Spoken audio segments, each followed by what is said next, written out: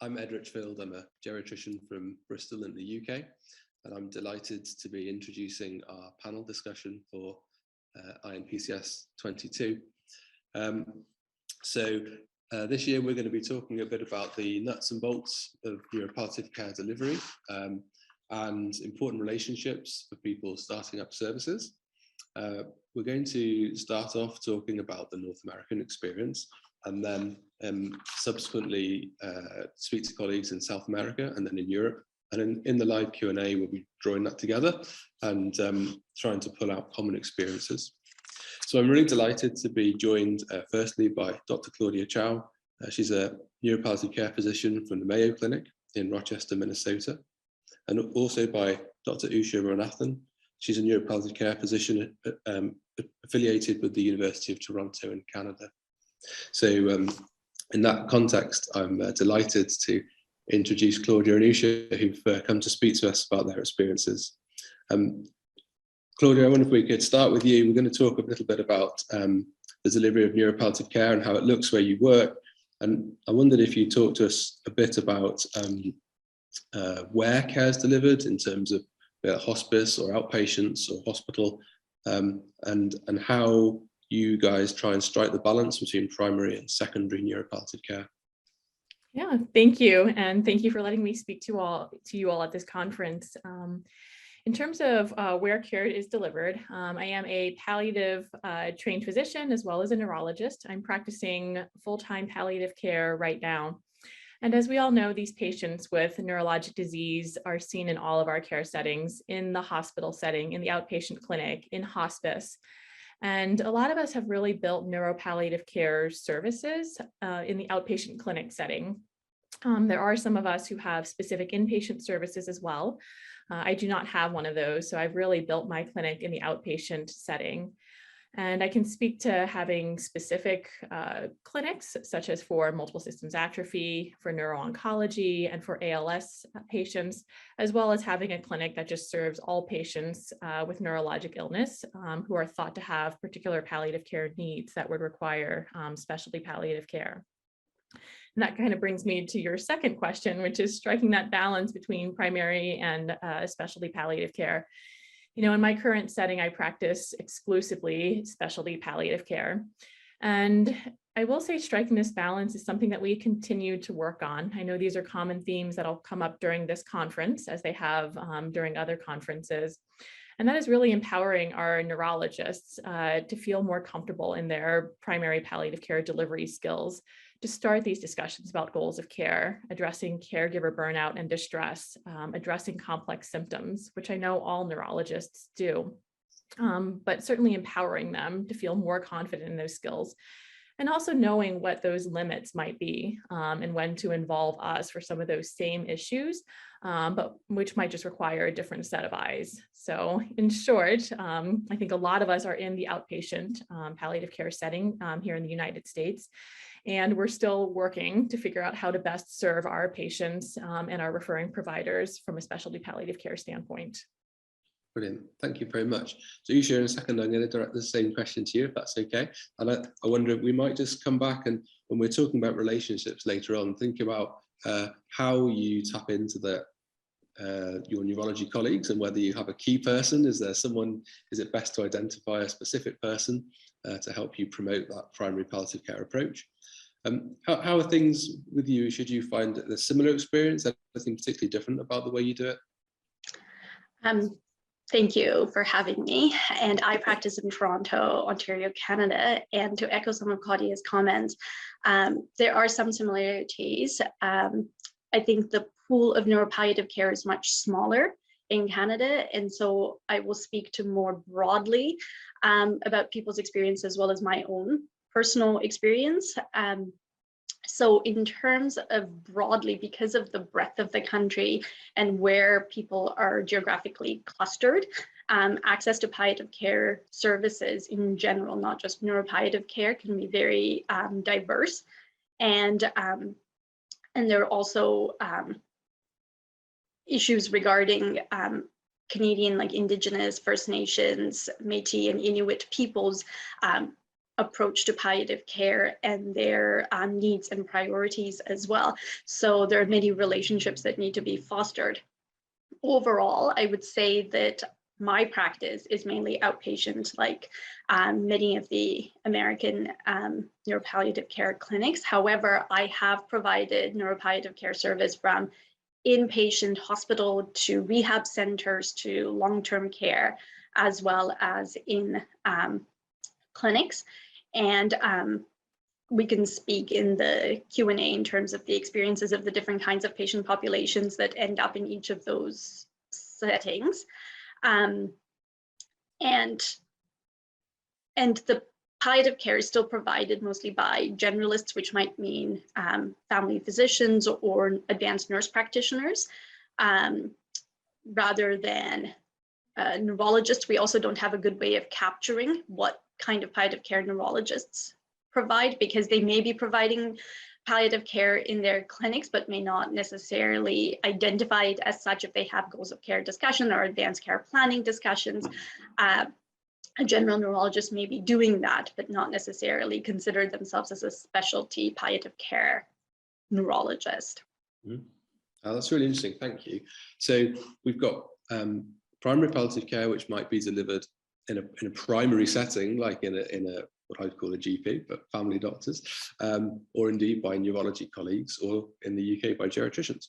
And how have you experienced trying to promote that? Because this balance, like, I think we're all aware that palliative care can't just be delivered by palliative specialists. There's not the scope. So how have you found promoting primary palliative care amongst, whether that be amongst family physicians and allied professionals, and or whether that be amongst neurologists? Is that a big sort of information campaign? Is it finding one key person to try and tap into, someone who's interested, and then propagates? Do you, for example, try and promote it amongst all neurology colleagues, or do you accept that people have very different maybe approaches, and you identify one or two people who are going to likely be more open to that? Usha, let's go with you first.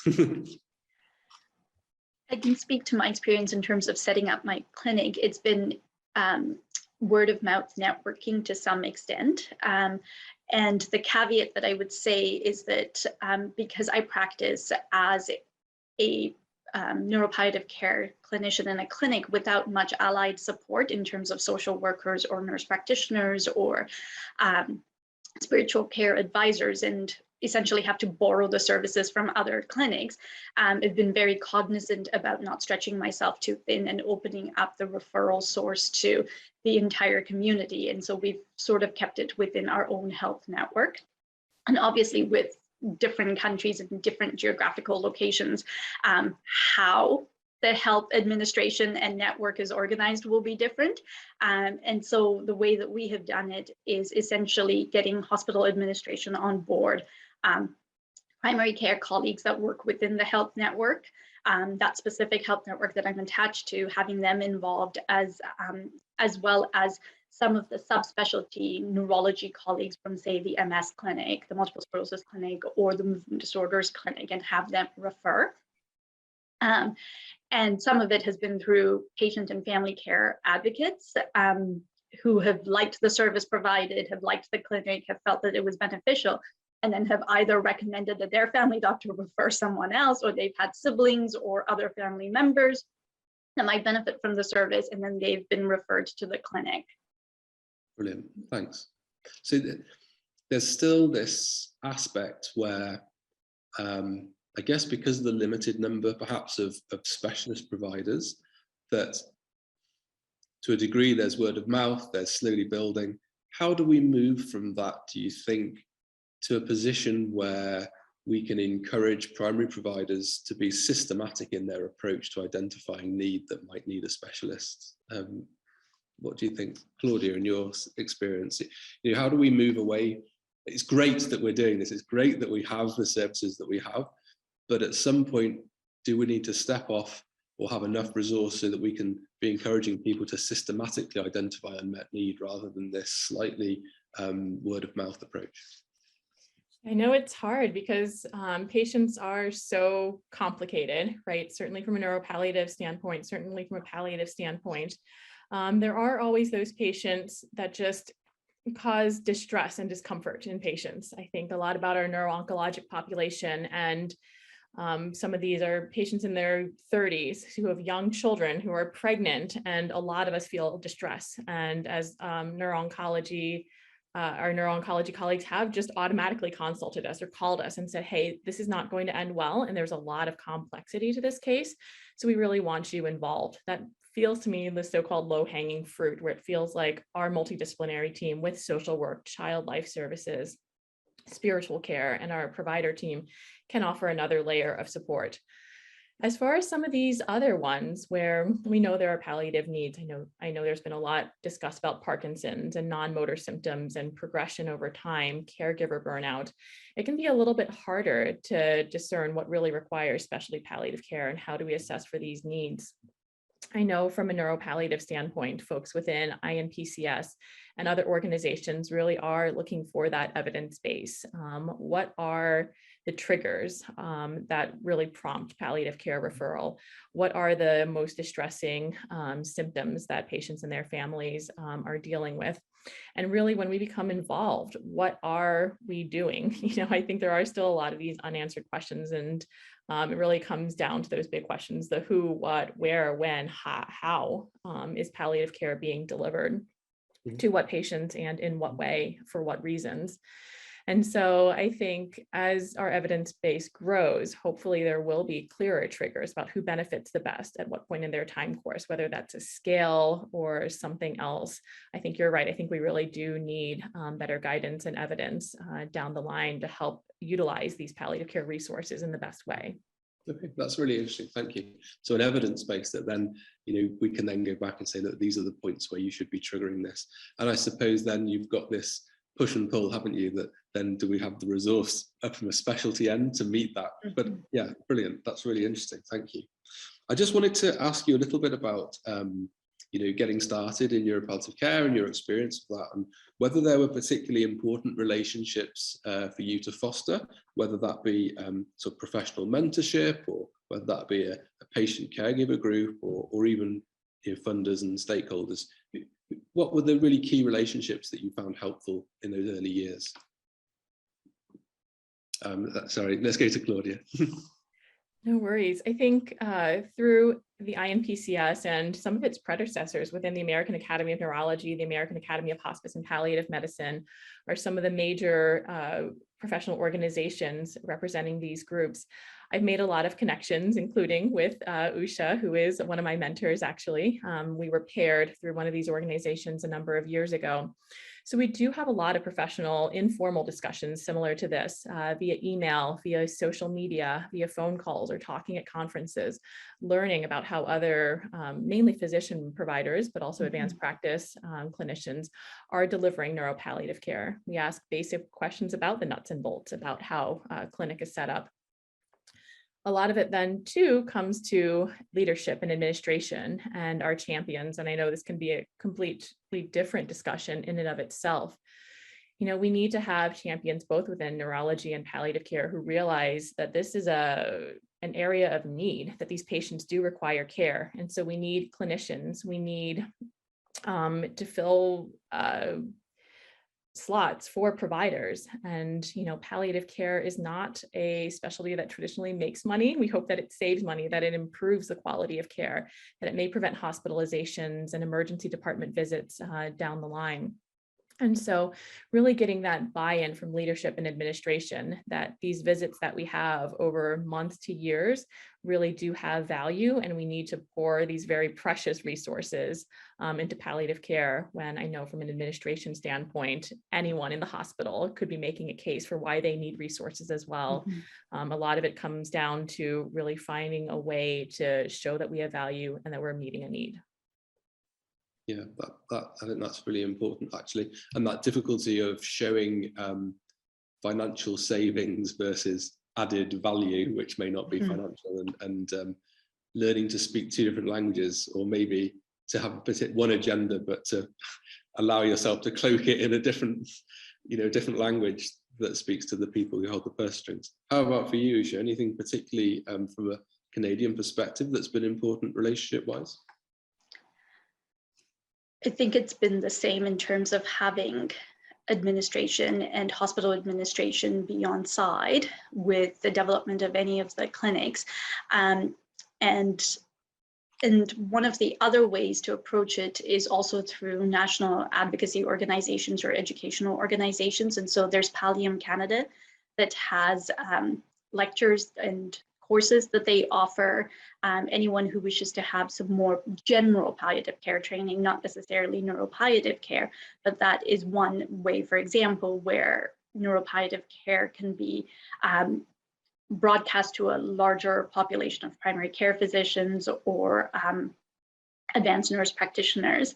And I think also fostering local relationships with local stakeholders like hospice organizations that may benefit from having a neurology/palliative care opinion, because sometimes people are not aware of how much value added neuropalliative care physician can provide.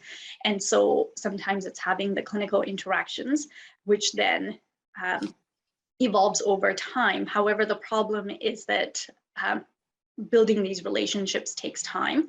And so having a service to get it off of ground and develop will be over the course of months to years, as opposed to some of the other programs in medicine that may get set up much faster and have more measurable metrics and more measurable outcomes in a shorter time frame. Thank you very so much, guys. I'm going to summarize really quickly just a few of the interesting talking points that I took out of that, and there'll be others in the Q&A, and then we'll come back to those when we go live.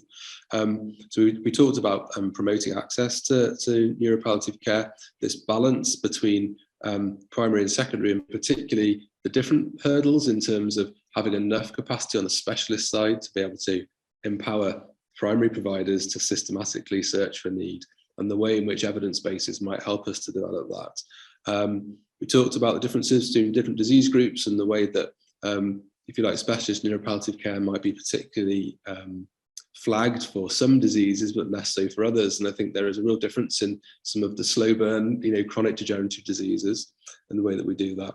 And we've talked a bit about showing value, and whether that be financial value, which is the language we need for some stakeholders, or whether it be value added for, in terms of quality of life and so forth, and how we align those agendas when we come to talk to stakeholders to develop services. And at the end of the day, we'll need to appeal to both probably.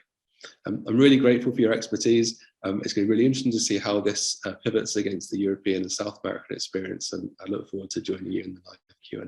Thanks ever so much. Thank you again. Thank you.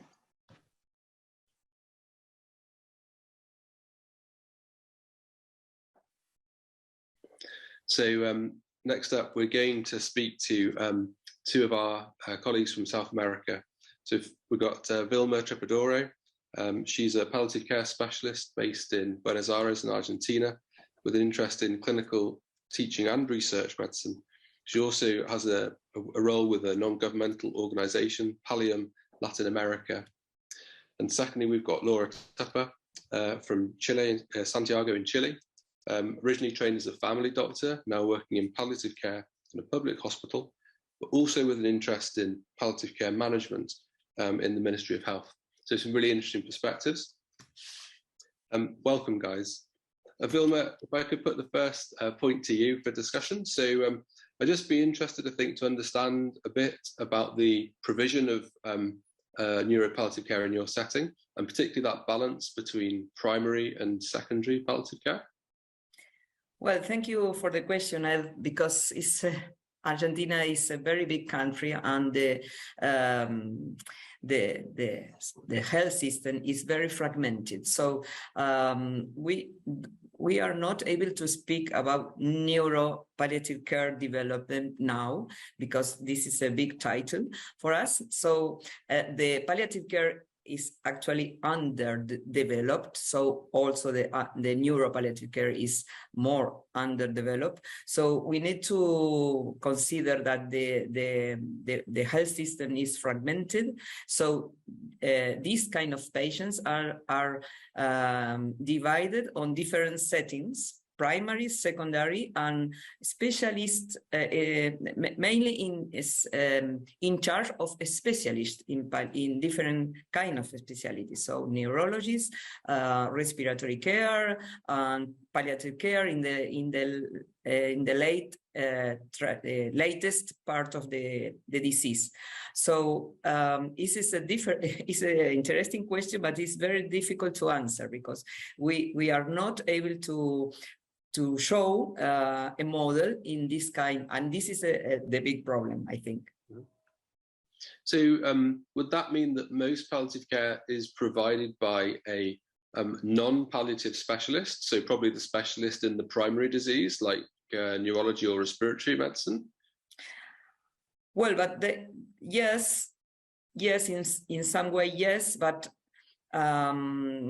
they are not aware that they are working in palliative care exactly, because the specialists, neurologists or respiratory care doctors don't know about palliative care needs, advanced care planning, or this kind of issues. So they follow their patients with the focus on their own specialty. So that's why I'm not sure that they are providing palliative care themselves. Thank you. So Laura, well, asking the same sort of reflection in your own setting, and I suppose the lead on from that, which seems the next step, is to say, where would the development point be? So would the development opportunity be to upskill those, let's call them chronic care physicians, the people with the primary disease, or to increase the numbers of specialist palliative care? What's the opportunity? So two parts of a question to you, Laura, please. Yeah. Well, in Chile, it's completely the opposite.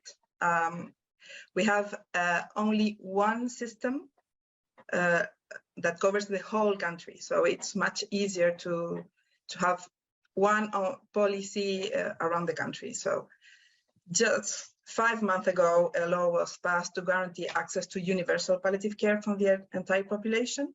That will allow much easier coverage for neuropalliative care development in Chile.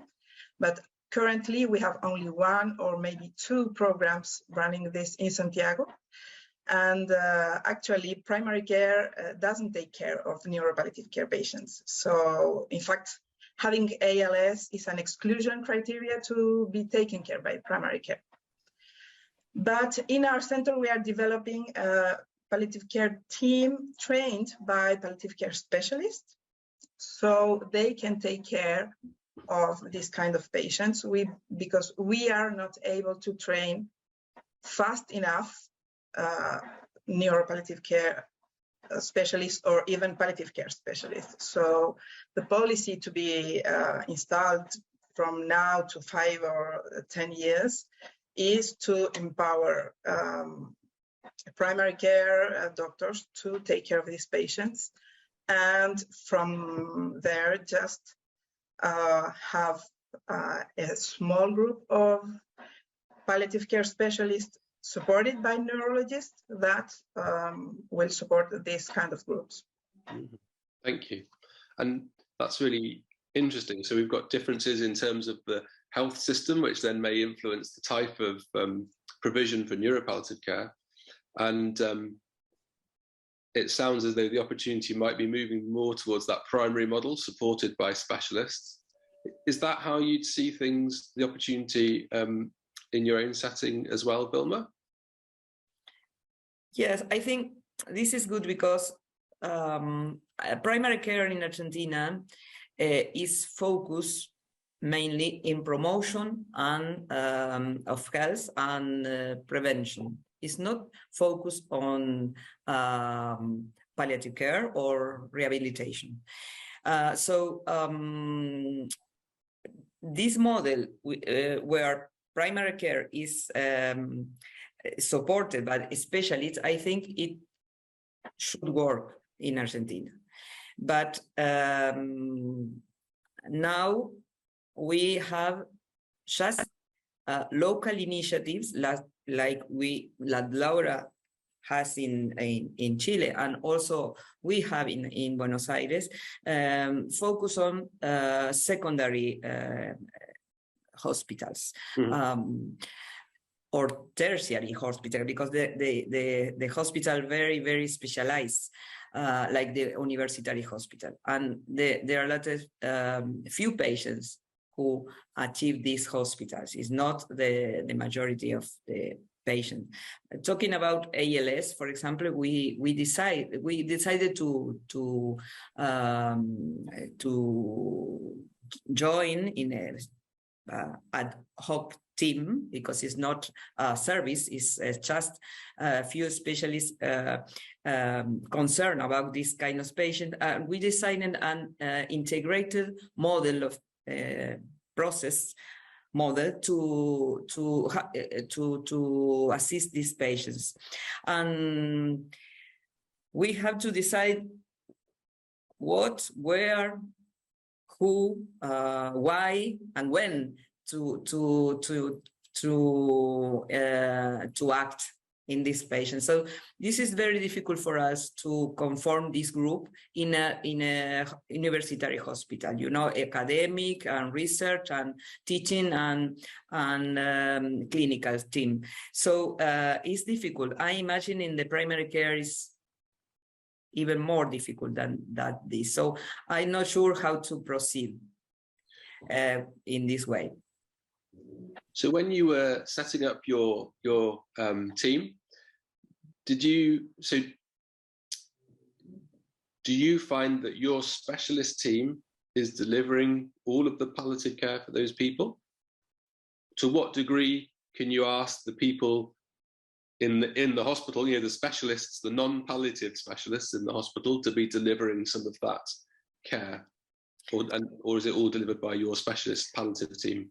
Well, the idea is to discuss within us these questions: what, when, who, etc. So I think that as palliative care team, we should introduce our knowledge or our way to work and to care for the patient, but we also need more specific criteria from neurologists, from respiratory care. So we need all the knowledge of different specialists for this kind of patients. For example, ALS patients. They are very complex patients with a lot of also technology, and also, you know, nutrition, gastrostomy, or the network of care. So we have to manage this others' knowledge and to mix and to offer to the patient and families this model. It's not just again a fragmented model, you know, like this and this and this. So that's our dream, probably, because it's not real, it's a dream in our team. And probably Laura agree with me that it's like a dream. Thank you. So if we thought, and I understand, I mean, you know, the provision of neuropalliative care in the UK is predominantly ad hoc still. You know, how do we find out about cases? Well, someone who knows we exist gives us a phone call. So I think for all of us in every setting, there's that question of how do we become more systematized? How do we meet need in a uniform way rather than just ad hoc? And I think that's going to be a challenge. If we took that forward, though, that might mean a view to how we introduce newcomers to the field. So do you see that being, for yourself, more training of non-palliative specialists, in other words, training them to deliver a palliative approach without being specialists in palliative care? or do you think someone interested in this field in your setting should be trying to get specialist palliative care training? How would you, where would you see that priority lying? Well, the way we have been working through this in our program is a bit different, because as we have a system that covers by regions the whole population, we have like a captive population. So everyone that consults for a disease or a particular symptom goes to a specific hospital or a specific center. They have only one hospital that takes care of them. So if a patient goes to see a neurologist, that neurologist will take care of them. And so if that neurologist works with our palliative care team, we will know about them. Mm-hmm. So every ALS, we are aware of every ALS patient that is in our hospital. And that is fantastic because we can reach everyone. So the main work we have been doing now is working with neurologists to help them to be aware when that patient has to be discussed with us. And we have been doing a wonderful work because we started a mixed clinic. We have a big space where we do simultaneously and in shift the attentions. So in the same day, at the same time, the patient goes first to see the neurologist, then the palliative care specialist, and then the physio. So in the same day, the patient goes out with their meds and the plan made with every point of view. So it's very efficient. And if we see the patient can't come the next time, so we agree that the patient has to be seen by the home care team the next time. So it's a system that it's quite comprehensive. And we have big issues with like privacy because it's a big space, so it's difficult to separate consulting one from each other, for example, but it's very efficient. And we can, if I have some problem asking the family about something, or if they can't explain it properly, I can go to a neurologist or to a physio and ask them, how can I talk about the patient about this? Because I am not really specifically trained on this. So it has been like a crossed mentorship. And it has been a very interesting experience. So I am more aware about neurological symptoms that I have to look at when I go to see these patients at home, because neurologists don't go to see them at home. And they are more aware about palliative care symptoms that they should look at their patients to be more aware to talk about us when they find it, when they do clinic alone. So I think it's not a one-way thing. Yeah. It's very creative. I think you're describing a perfect integrated care model, Laura. I think they have jealous people behind screens across the world as they listen to this.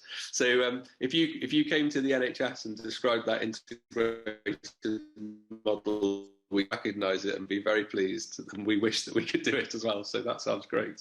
And actually, I think what I'm hearing is that in a system that's integrated, then cross-learning between specialties is much easier, and it promotes that that learning. And where systems are naturally less integrated, then trying to cross those divides, which are clinical in terms of when should I refer this person, training in terms of promoting a palliative approach in non-palliative specialists becomes much more tricky. In that setting, I wonder if I might just ask you about relationships. What relationships, is there a key relationship that's been very helpful as you try to develop your service and as you try to cross those what still seem to be fairly stark divides between different types of care in your country? What relationships have been key to that? Well, if I understand the question, I think it's challenging for palliative care teams to also this kind of patient, because we are more focused on cancer patients. In general, palliative care is still focused on cancer patients. So talking about relationships, we have to think about chronic patients, relationship with family in the long and patients in the long way. So it's different from the short period of time we used to work with cancer patients.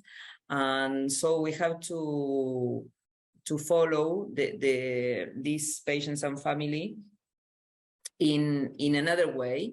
And also we have to, I thinking about relationship with the other teams involved, the specialty team, nurses, community nurses, or home care systems. And so we have to manage this kind of relationship. So I think it's challenging for palliative care usual practices. Brilliant, thank you. So we've come to the end of our short time, but we'll have the chance to draw some of this out more in the Q&A afterwards. I really thank you for your time. Fascinating to think about how different health systems influence the way in which palliative care might be able to grow and propagate, and the different approaches that we might need as neuropalliative advocates in those settings. Thank you so much for your time.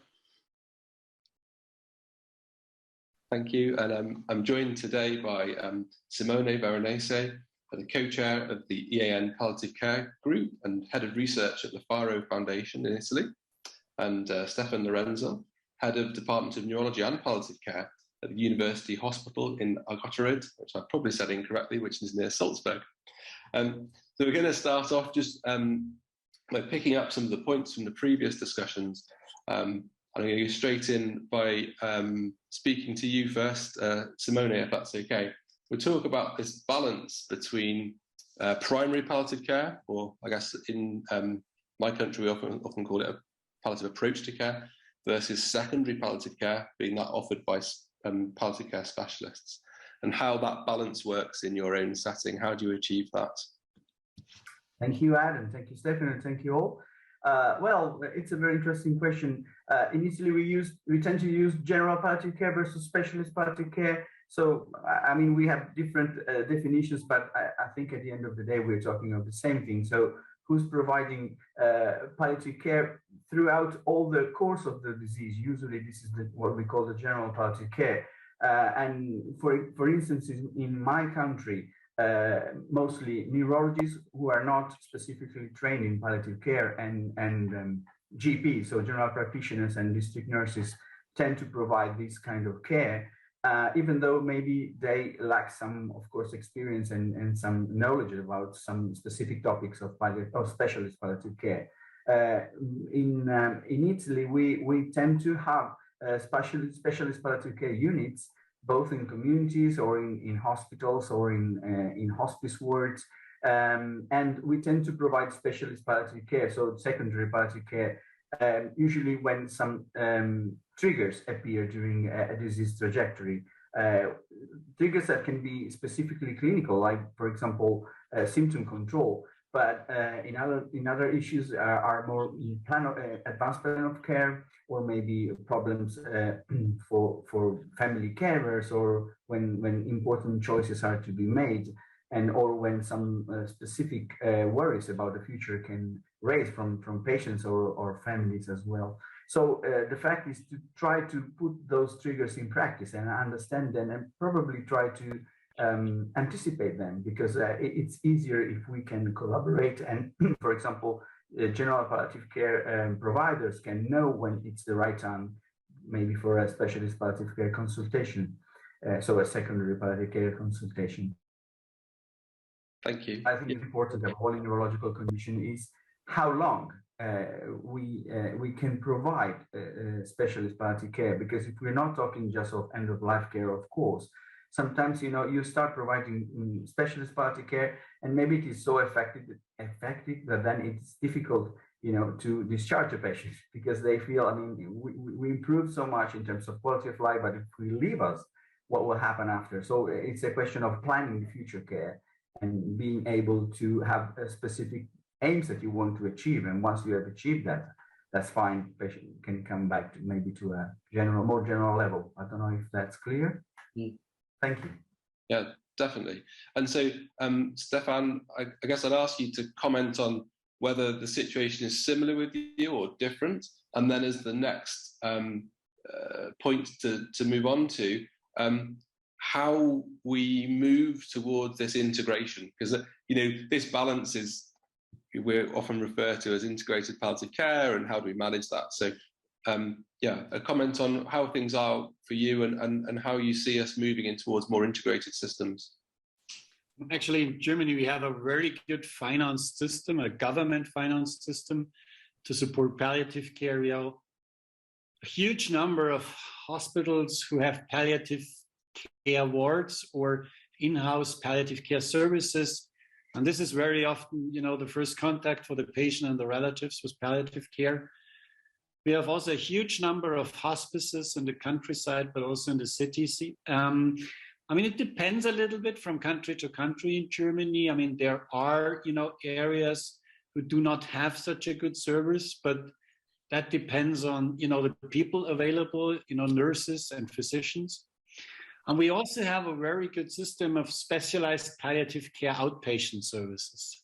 I mean, all is government financed, so financial system to support these palliative care services is secure, which is, for example, not the case in Austria. I mean, there is a difference between Germany and Austria, but in Austria, they're gonna finance this newly, starting this autumn, to put more money into the system. So basically in Germany, we don't have the problem to get our patients in one of these services. However, it's a little bit different point with our neurological patients, because, especially the outpatient service is, there is a need to have the patient in for a period of 1 to 3 months, and after that time it could be difficult to continue with the outpatient service. So we started a new project in Bavaria, firstly, newly addressing patients with amyotrophic lateral sclerosis, where we, from the time point shortly after the diagnosis, put these patients in an outpatient service, so to avoid hospital visits for these patients. We even try to initialize the ventilation systems at home, to control these at home. And we aim not to have this service for a certain time, but for all the time the patient needed. And when they come to the palliative care status or time, then we share the service between the outpatient palliative care teams. We also have made the experience that our outpatient palliative care teams frequently do not have a high experience of neurological diseases. We have established a telemedical approach where we give the service of a telemedical consultation regarding neurological questions. So in our opinion, it's a lot of things done here in Germany and starting now newly in Austria to support palliative care services, either in the hospitals or in the field. And and I think this also goes over to your second question, what can we do, to enhance the service, which is actually pretty well organized in these countries. But I think, new technologies like telemedical technologies or extending the palliative care service, and not aiming to be in a palliative care phase of the patient. These might be very helpful situations, especially for the people who suffer from severe diseases, who starting with an immobility or communication problems, that there is from the very beginning or shortly after the time of the diagnosis, always the same team speaking, the same nurse, the same physician, the same social worker. So I also get a very close connections to these people, and you can discuss many issues in a different way. Thank you. Yeah, it's interesting, isn't it? And so, we've got these sort of high-level aims about being integrated and trying to have continuity and have the same voices.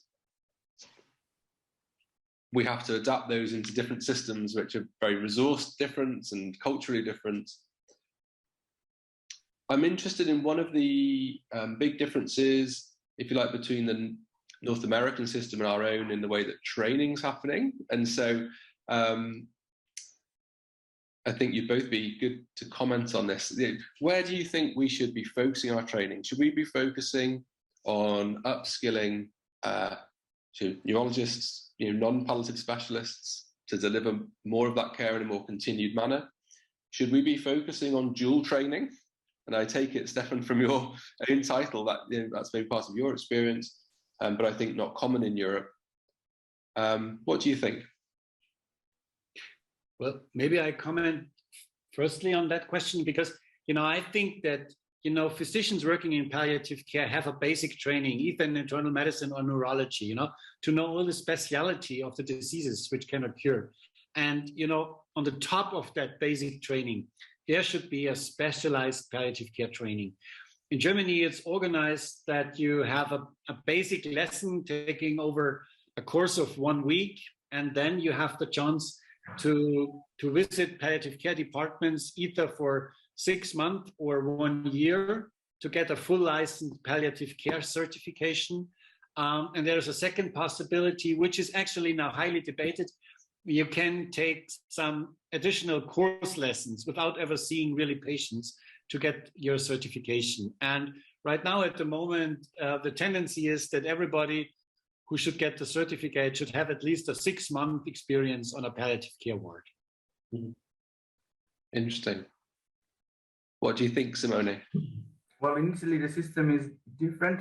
For example, unfortunately, we're just starting this year to have palliative medicine as a medical specialty, which is it's good news because we're starting. But for example, professional with my age and experience didn't have the chance to have a proper academic education, so we had to study either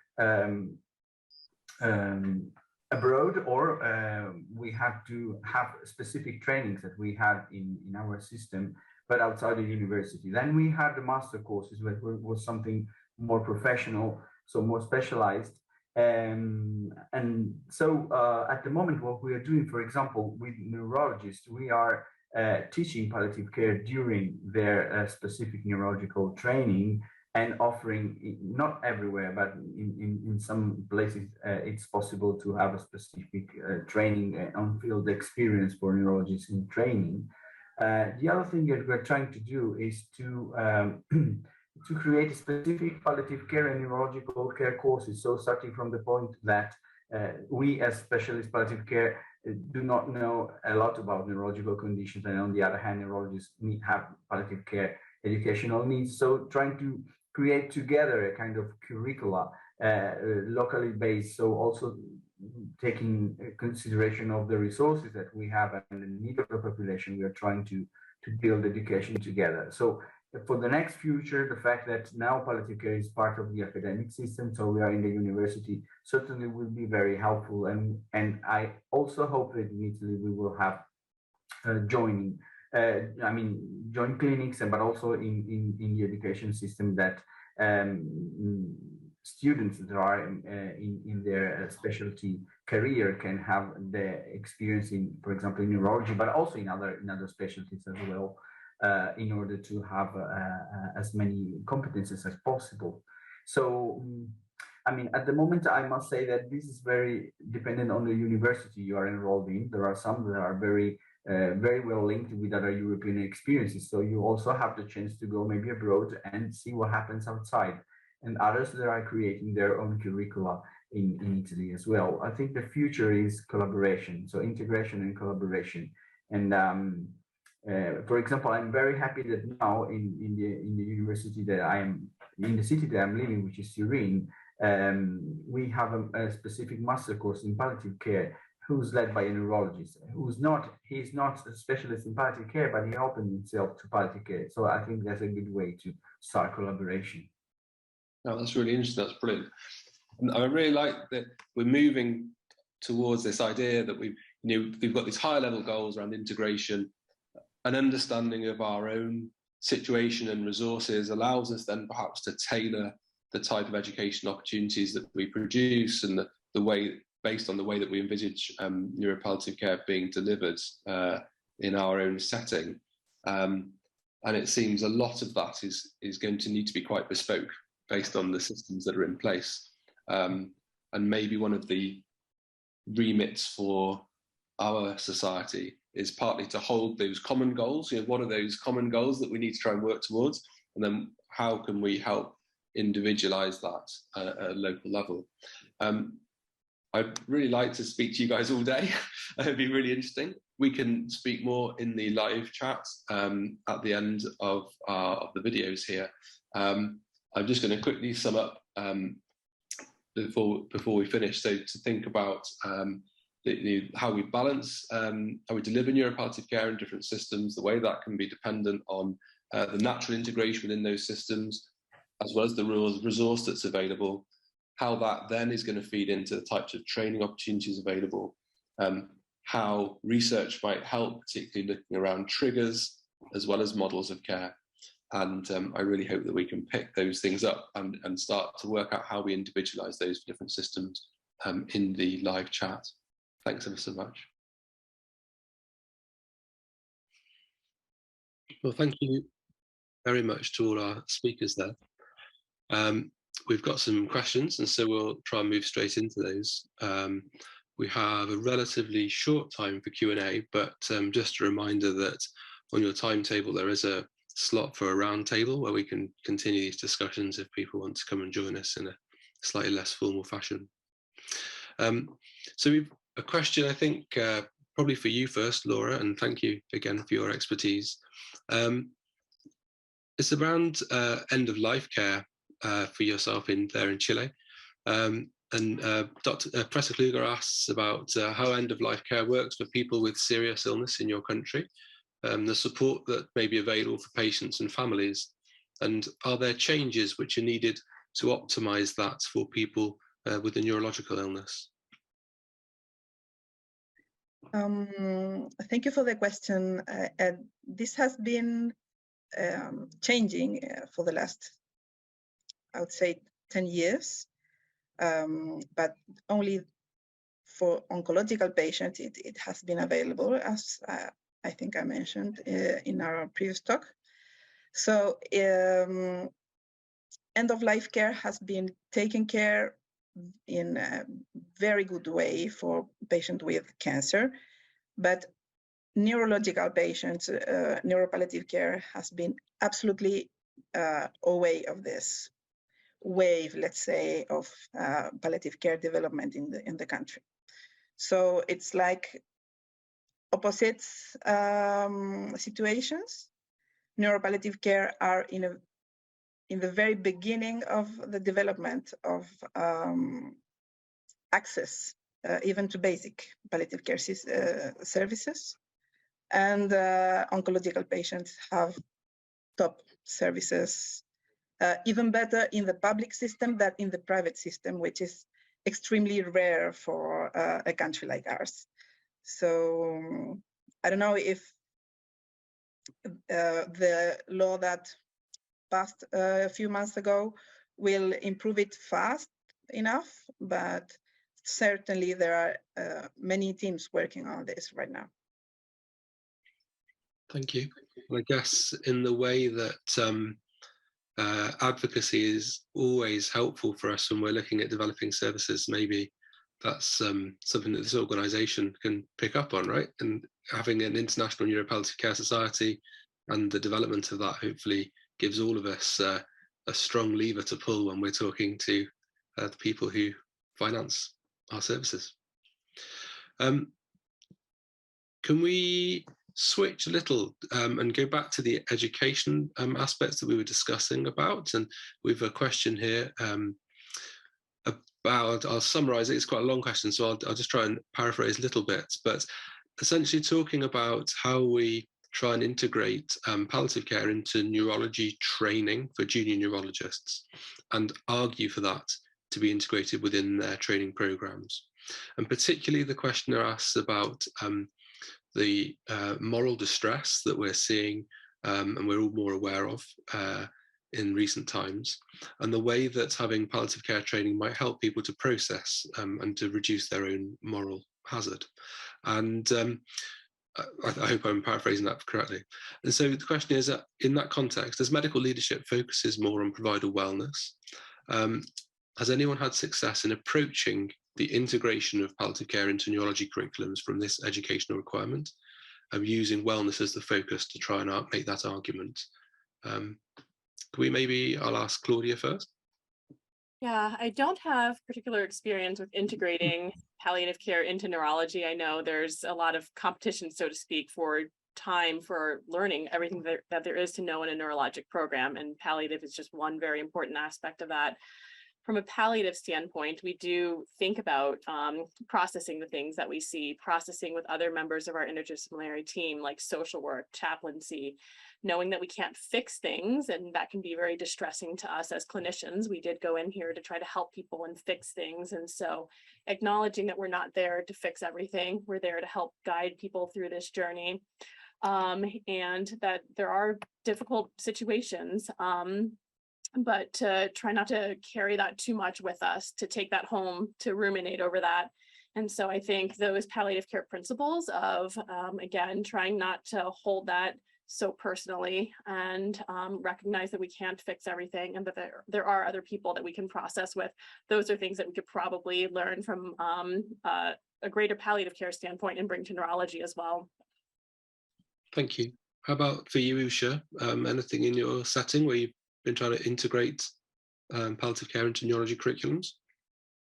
So we've had 1 year so far where I was able to do a neuropalliative care talk for the neurology residents, and some of the palliative care physicians were also able to participate, partly because we also have the medical assistance in dying law in Canada. And so as neurologists who may be faced with people requesting MAID, and so that neurology trainees are aware of the types of questions that families and patients may ask.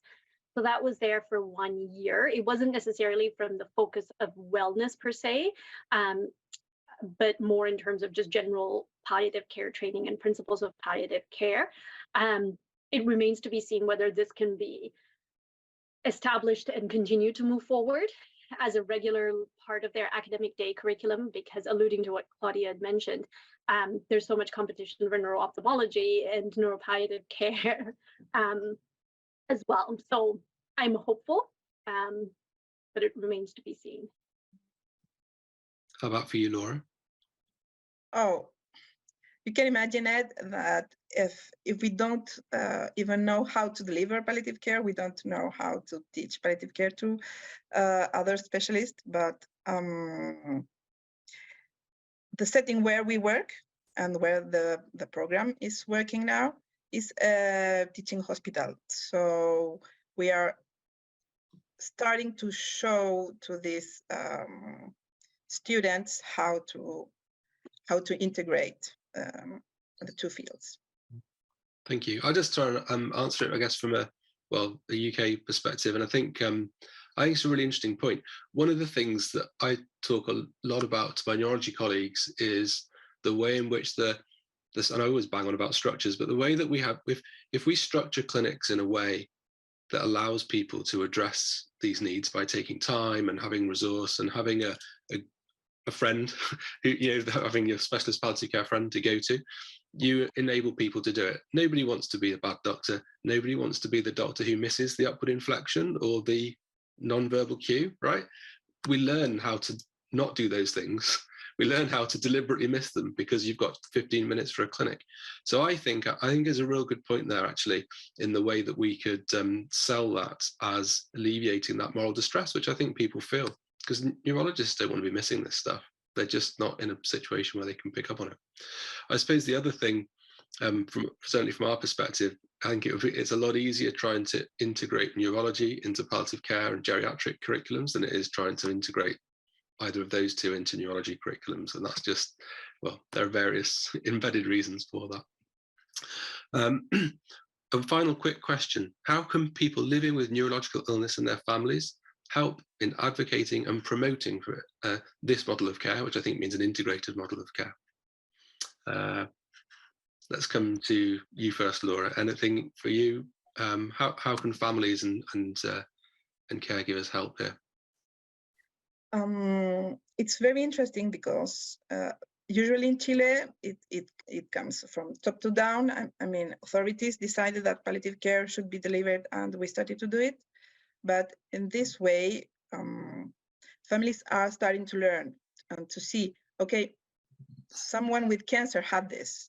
Why I can't have it, access to this? So it's like a neighborhood issue now, where people can talk about it and start to ask to the hospital to be seen in a different way. Brilliant. Thank you. We're going to have to finish there because our time has run away from us, but I'm fascinated listening to you guys. I'm going to copy these questions and we'll take them across to our round table for those who can join us, and otherwise we'll let you go and join the next sessions. Just finally, to thank you all for all your hard work. You're absolute inspiration. It's amazing speaking to you. You're great. Thanks ever so much.